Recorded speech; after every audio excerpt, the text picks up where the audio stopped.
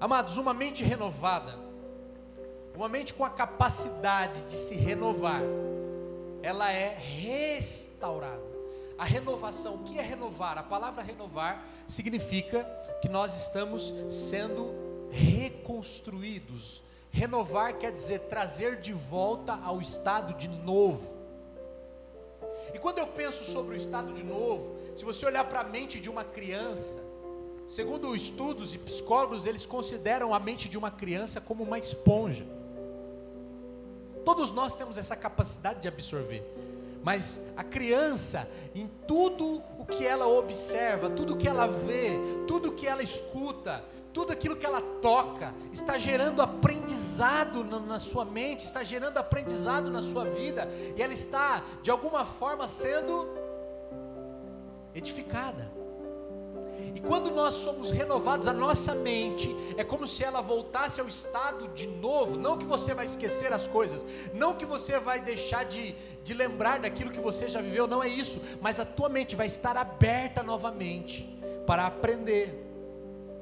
E uma vez aprendendo, você cresce, uma vez crescendo, você melhora. É uma escada, onde o aprendizado leva o crescimento, e o crescimento leva à melhora. Uma vez eu escutei uma frase, ela faz muito sentido, e provavelmente você também já ouviu, que é impossível obtermos resultados diferentes fazendo as mesmas coisas. É impossível alguém querer ter resultados diferentes tendo o mesmo comportamento. E aonde começa a mudança do comportamento? Começa na mente. Começa na mente com a possibilidade de aprender, de expandir, de crescer.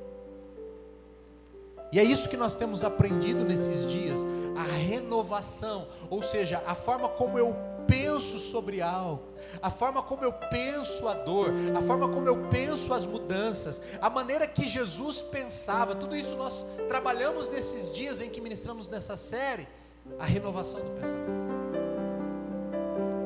E aqui, amados, nesse texto, que é o texto central, onde fala da metanoia, da mudança de mentalidade, mudança de mente, que no grego significa metanoia. Aqui nesse texto nós vamos encontrar 3 passos, e eu quero que você se concentre comigo nesses 3 passos. 3 passos para que haja uma renovação, para que haja uma metanoia, para que haja uma transformação. Tudo que nós falamos nesta série foi para chegar nesse dia aqui hoje e dizer para você que é possível a sua mente renovada, porque uma mente que não é renovada, uma mente envelhecida, ela está fechada para o crescimento, ela está fechada para a mudança. Você já reparou que quanto mais, não vou dizer velho, mas quanto mais experiente você fica, menos você quer agitação na sua vida? Já reparou isso? Será que é só comigo? Né? Quanto mais experiente a gente vai ficando, porque eu não estou velho, né? Eu estou muito novo ainda, graças a Deus. E todos vocês que estão me ouvindo também são muito novos. Mas quanto mais a gente vai envelhecendo, a gente vai achando assim, fala, cara, eu não vou sair de casa, eu prefiro ficar em casa. Aquele negócio de ficar até tarde na rua, é uma fase da nossa vida. Quando adolescente, quando jovem, né? Até um período da nossa fase adulta. E cada vez menos você vai querendo mudança. Isso por quê? Porque faz parte do envelhecimento. E a tua mente, o teu cérebro, amado, entenda uma coisa, ele vai fazer de tudo para te colocar num lugar onde não tenha muitas surpresas. Embora a gente goste de uma festa surpresa de aniversário, mas o teu cérebro é o contrário, quanto menos surpresa melhor, quanto mais rotina, quanto mais as coisas acontecendo sempre do mesmo jeito, porque as coisas acontecendo sempre do mesmo jeito, já está tudo administrado. Ah, segunda-feira, amanhã eu vou para o trabalho, eu pego esse caminho, eu pego esse ônibus, eu pego aquela rua, ah, eu sei o que eu tenho que fazer, tem aquilo outro, e quando há um desafio, embora alguns vão dizer, mas eu gosto de desafio, eu concordo. Nós também, eu tenho isso, eu gosto de desafio, eu gosto de ser desafiado, em alguns momentos olhar e falar, nossa, uma coisa diferente. Mas quanto mais o tempo passa, a gente vai se envelhecendo, a gente quer a rotina, e o teu cérebro vai te levar a essa rotina. Por isso a mente precisa estar renovada. Está entendendo? A mente renovada, ela vai procurar o novo. Mesmo que aquilo gere um desafio, mesmo que aquilo gere uma surpresa. E viver com Deus é andarmos em surpresas. Surpresas muitas vezes de alguma luta, de alguma dificuldade que vamos enfrentar, mas surpresas também de vermos a mão do Senhor estendida ao nosso favor, a mão do Senhor do nosso lado. Nós vamos encontrar na Bíblia diversas vezes uma frase, uma palavra dizendo assim: de repente. É o de repente de Deus. É quando tudo mudou. A descida do Espírito Santo foi de repente, e de repente começaram a falar, foram vistas línguas repartidas como de fogo. E amados, a mente renovada, ela vai estar receptível como uma esponja para absorver o de repente. E eu creio que um de repente está chegando na sua vida aí, na sua casa, na sua família, nos seus negócios. Um de repente, onde a bênção de Deus vai invadir você quando menos você espera. Amém? Renove a mente. Porque, amados, a renovação da mente nos capacita a experimentar a boa, perfeita e agradável vontade de Deus. E como é essa capacitação? É abertos para o novo de Deus. Aleluia, glória a Jesus. E a primeira coisa, amados, olha o versículo 1: rogo-vos, irmãos, pelas misericórdias de Deus, que ofereçam em sacrifício vivo. Amém? E o que isso quer dizer para mim e para você, amados? Que para renovar a mente, para mantermos uma mente disponível para aprender, para crescer e para melhorar, aprender, crescer e melhorar, eu preciso de uma mente renovada. E como eu renovo a mente? Primeira coisa, guarde aí: sacrifício. Sacrifício quer dizer esforçar-se, fazer um exercício de reflexão. E para isso, amados, nós vamos precisar sacrificar. Quando eu faço um exercício, quando há um esforço, eu estou abrindo mão, sacrificando do conforto. O teu cérebro vai sempre desejar o conforto, mas quando eu sacrifico, eu estou me colocando em uma situação de perigo para a minha comodidade. E esse é o sacrifício da sua comodidade. Sacrifício nunca vai ser considerado algo tranquilo, fácil de se fazer. O sacrifício, ele despende um esforço. E é esse esforço, amado, que eu e você precisamos fazer. Esforço para quê? Para aprender, para olhar para as circunstâncias das nossas vidas e não olhar apenas como uma dificuldade, mas aprender. O que eu posso aprender com esse baque que eu tive, com essa dor que eu tive? Nós pregamos sobre dor, e nós, na nossa família, tivemos na sexta-feira talvez um dos dias de maiores dores para nós. E o que nós podemos aprender com essa dor? Muitas coisas. Depois que todo o choro foi baixando, nós começamos a pensar como é importante estar pronto para Jesus, porque a qualquer momento nós podemos partir. Como é importante ter uma história e chegar no final da vida as pessoas poderem dizer, falar: olha, essa pessoa era uma bênção. Qual é a história que vão contar sobre mim? Qual é a história que vão contar sobre você? Então, muitos aprendizados nós podemos tirar de uma situação de dor. Foi o que nós falamos semana passada. Eu posso olhar para o mesmo lugar, para uma mesma direção, e enxergar coisas diferentes de você, que estaria olhando para o mesmo lugar, para a mesma direção. E eu preciso sacrificar o meu comodismo, aprender Amém? Segundo, versículo 2. Só o comecinho diz: não se amoldem ao padrão deste mundo, ou não se conforme. Vamos ver se aqui a gente consegue projetar essa versão, pastor. Não vos conformeis, ou não se conforme. Ali, ó, que maravilha. Você fez falta aqui, hein, pastor? Não só por isso, por muitas coisas, né? Mas olha aqui: não vos conformeis a este mundo. E o que é isso, amados? A segunda coisa que eu e você precisamos fazer, a primeira é sacrifício, a segunda é não se conformar. Aí alguém pode estar ouvindo aqui e falar: pastor, mas o sacrifício já foi feito na cruz. Eu não estou falando de um sacrifício onde você vai se oferecer por todos os homens para obter a sua salvação. Não é isso, porque esse sacrifício já foi consumado em Cristo Jesus, e eu e você, através dele, pela graça, fomos salvos. Quando eu falei de sacrifício, eu falo de um sacrifício para que você tenha uma vida plena, não só neste mundo, mas no vindouro. E além do sacrifício, eu preciso não me conformar, que é o segundo. Para renovar a mente, é preciso não aceitar as coisas como elas estão.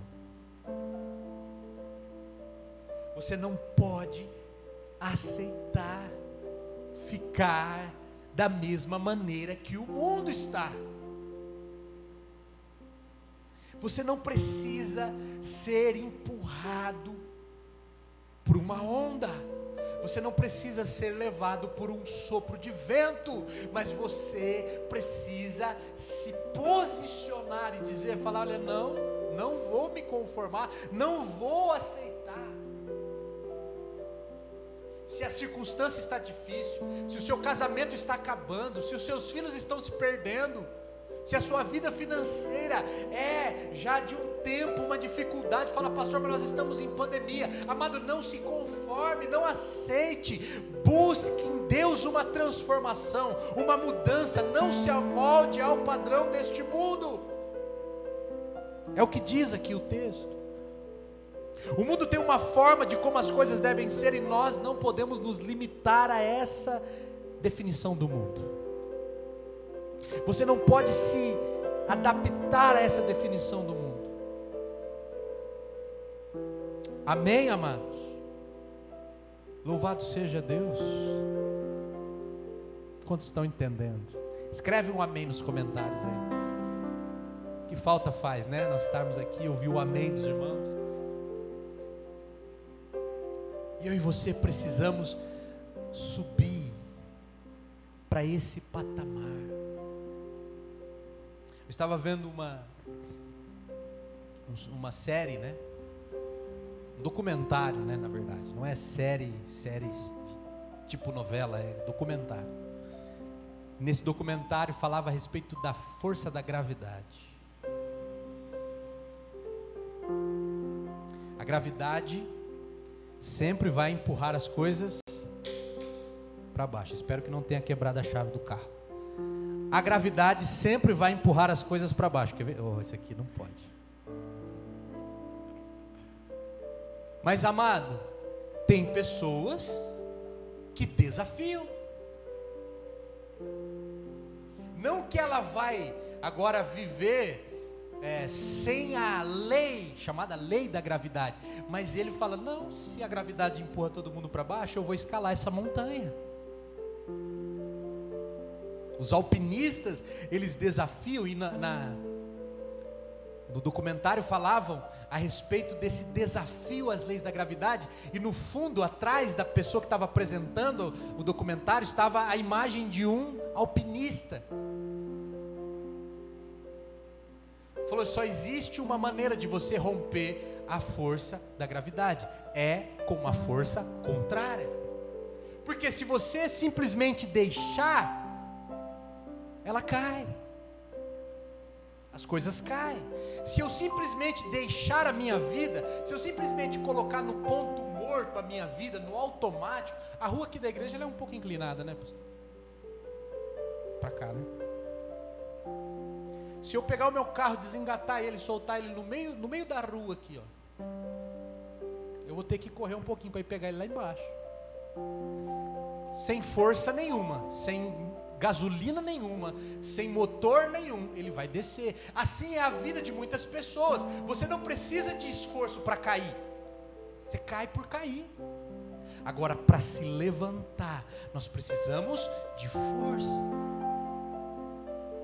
De dizer assim, fala, olha, eu não vou aceitar isso. Mesmo que eu tenha que nadar contra uma correnteza. E aí, amados, nesse momento, você vai se dar conta de uma coisa: que quando você deu a primeira abraçada contra uma correnteza, na verdade, você só tomou a decisão de ir contra a correnteza, porque nos teus braços o Senhor vai estar te suportando, dando suporte, segurando você e empurrando você. Estão entendendo?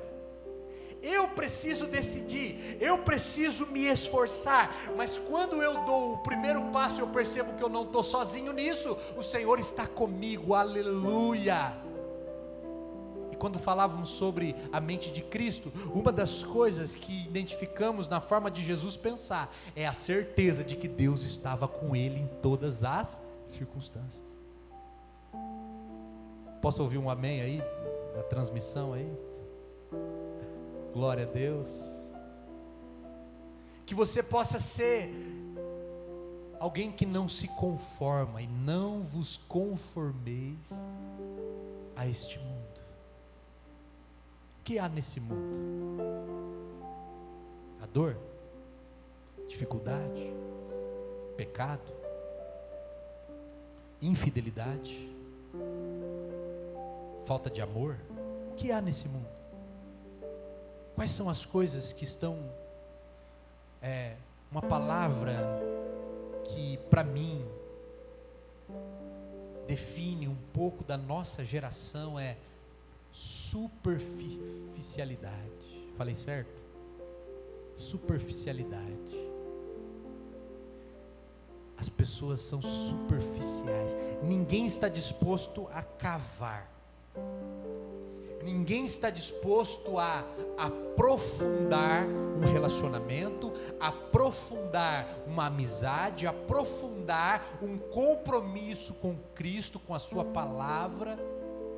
Quanto menos envolvimento nós tivermos, melhor. Para alguns é assim. Essa é a geração superficial. Agora, porque todos são assim, eu agora vou assumir esse comportamento para a minha vida? Jamais. Eu não vou me conformar. Amém? Terceiro, para nós encerrarmos: sacrifício, não se conformar. Terceiro, está aqui no texto também: não vos conformeis, transformai-vos para experimentar a boa, agradável e perfeita, o quê? Vontade de Deus. Vontade de Deus. Terceiro, a renovação da mente acontece quando você entende a necessidade de sacrificar, de se esforçar. Quando você entende que o seu papel é não se conformar, não ser moldado pelo mundo. Terceiro, quando você aceita a vontade de Deus. Aceitar a vontade de Deus. E como é a vontade de Deus? Boa, agradável, perfeita. Aceitar a vontade de Deus, amado, é quando nós nos submetemos a Deus. O meu querer cede lugar ao querer do Senhor. A renovação da mente acontece quando aceitamos a vontade de Deus.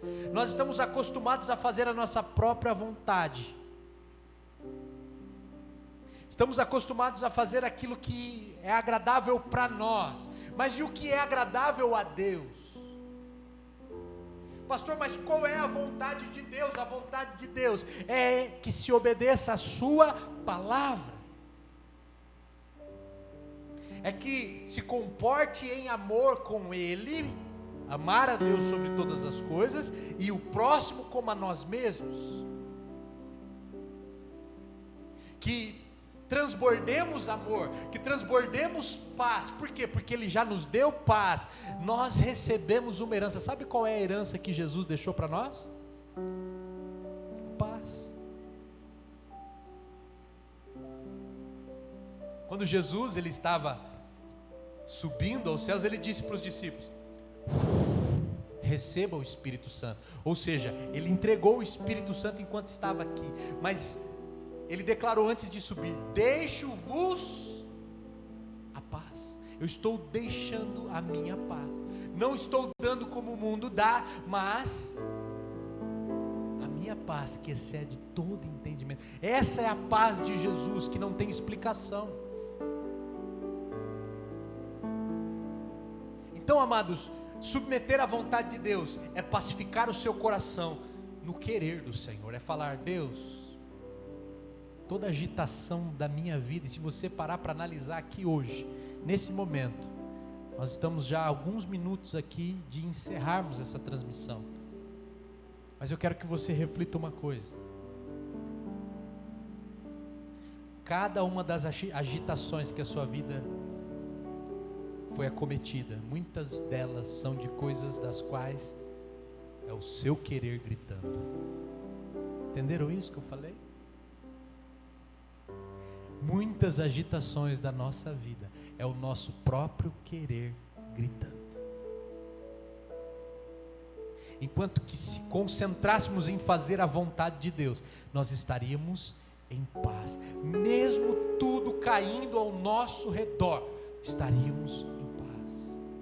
E eu prego, amados, não como alguém que vive essa perfeição de renovação de entendimento, mas uma coisa eu tenho buscado em Deus: permitir que a minha mente, sacrificando, não se conformando e aceitando a vontade de Deus, eu possa experimentar a boa, perfeita e agradável vontade de Deus. E por isso nós vamos ter uma vida de facilidade? Não é isso que está prometido para nós, não. Mas não é fácil, mas é de paz. Estão entendendo? Posso ter dificuldade, mas eu vou estar nessa dificuldade em paz. Glória a Deus. E quando eu aprendo, eu cresço. E quando eu cresço, eu melhoro. Segue essa receita. Receita da palavra de Deus. E dessa forma eu quero encerrar esses dias em que nós ministramos sobre a renovação do pensamento. Não deixe envelhecer, não deixe acomodar, não deixe estagnar a evolução, o crescimento da tua mentalidade, que você possa, a partir desse tempo, desse cenário que está difícil, crise para todo mundo, dor de perda para todo mundo, todos nós sofrendo com muitas coisas acontecendo, um ano para se esquecer. Eu já ouvi algumas pessoas dizerem: um ano para se esquecer. E eu não quero aqui dizer e ser o senhor otimista e falar: não, olha que bênção, vamos pegar desse limão e fazer limonada. Não, irmãos, eu também estou com a mesma sensação de que esse ano é um ano para se esquecer. Mas uma coisa, amados, nós temos que nos lembrar: que mesmo em um ano que era para se esquecer, Deus esteve ao nosso lado. Por isso, 2020 pode não ser lembrado como o ano que nós decolamos, vencemos, triunfamos, mas é um ano para ser lembrado, o ano em que o Senhor nos sustentou em suas mãos. Aleluia. O ano que o Senhor nos sustentou. E quero dizer mais: não acabou, está só começando. É só o início. A história que o Senhor tem para a sua vida é grandiosa, e você precisa sim se lembrar desses dias, porque serão marcados como os dias em que no meio da luta e da dor, nós não perecemos. Amém?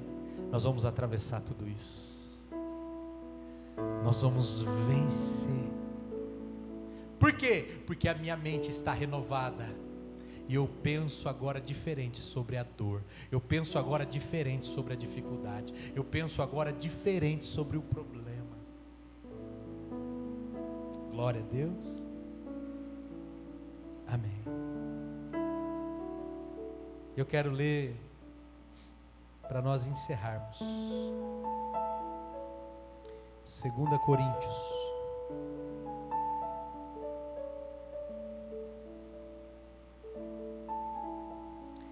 verso 17. 2 Coríntios verso 17. Aleluia.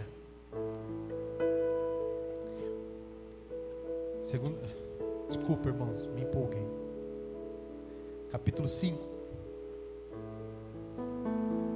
Você precisa estar aqui mesmo, pastor. 2 Coríntios 5, 17.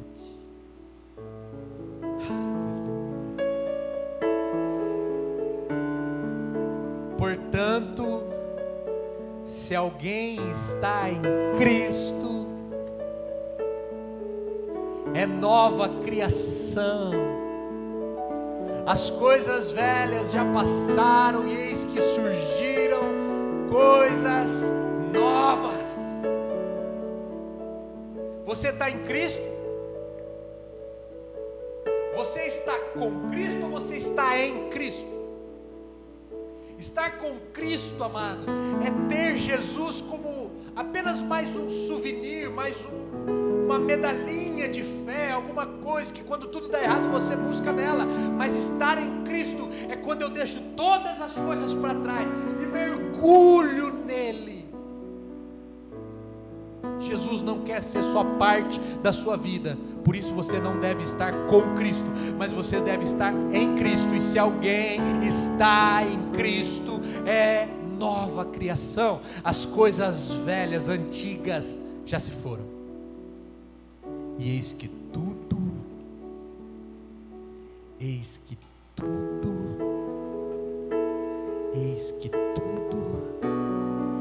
se faz novo.